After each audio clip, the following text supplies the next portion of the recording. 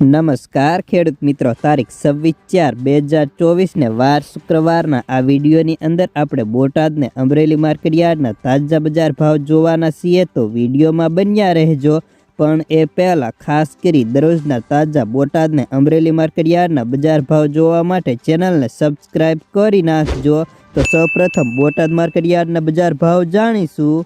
જીરું 3475 થી 4485, एरंडा 950 થી 1078, सेणा 900 થી 1205, मेथी 500 થી 950 रुपया, तुवेर 1200 થી 2100, धाणा 900 થી 1501, जुवार 501 થી 780, वरियाळे 1010 થી 1695, बाजरी 450 થી 528, तल काळा 2650 થી 2950, तल सफेद 1500 થી 2500, घઉં टुकड़ा 360 થી 574, कपास 1300 થી 1560 रुपया।